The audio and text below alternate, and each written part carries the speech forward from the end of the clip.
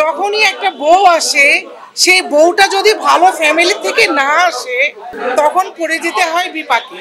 মা বাবা বৃদ্ধ হলে কতটা অবহেলা করতে হয় ছেলের বউয়ের কারণে। দায়মুক্তি সিনেমাটি একটি সামাজিক সিনেমা, এটা একটা পারিবারিক গল্প। দায়মুক্তি সিনেমাটি দেখার জন্য সবাইকে আমন্ত্রণ। আসসালামু আলাইকুম। আজকে দায়মুক্তি সিনেমার প্রেস কনফারেন্সে এসে সর্বশেষ ইন্টারভিউ দিতে এসে নিজেকে সৌভাগ্যবান মনে করছি, কারণ আমরা এখন বুড়ি হয়ে গেছি, আমাদের বেলায় সময় কম।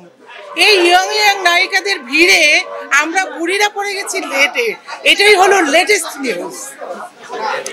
সবাইকে বলি, দায়মুক্তি সিনেমাটি একটি সামাজিক সিনেমা, এটা একটা পারিবারিক গল্প, একদম রিয়েল হিস্ট্রি। আমরা অনেক ফ্যামিলিতে দেখে থাকি মা বাবা বৃদ্ধ হলে কতটা অবহেলা করতে হয় ছেলের বউয়ের কারণে। আসলে আমি মনে করি কোনো মায়ের কাছে কোনো সন্তান কোনোদিন খারাপ হয় না, বাবার কাছেও সন্তান কোনোদিন খারাপ হয় না, বড় হয় না। বাট যখনই একটা বউ আসে সেই বউটা যদি ভালো ফ্যামিলি থেকে না আসে তখন পড়ে যেতে হয় বিপাকে। তখন মা বাবা হয়ে যায় ফ্যামিলির বোঝা। আর সেই শিকার আমাদের পরিবারে অনেকেই ভুক্তভোগী, যদিও আমরা অনেকেই স্বীকার করি না।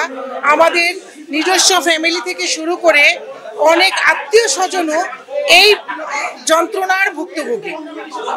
দয়া করে কেউ যেন এইরকম অবহেলার পাত্র না হয়, আপনারা সেদিকটা খেয়াল রাখবেন, মা বাবাকে সম্মান করবেন, এটাই আপনাদের কাছে প্রত্যাশা করি। বিনোদন নেবেন, সুস্থ থাকবেন, ভালো থাকবেন, হলে গিয়ে সিনেমা দেখবেন।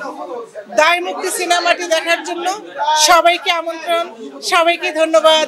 আসসালামু আলাইকুম। দায়মুক্তি সিনেমাটি দেখার জন্য সবাইকে আমন্ত্রণ, সবাইকে ধন্যবাদ। আসসালামু আলাইকুম।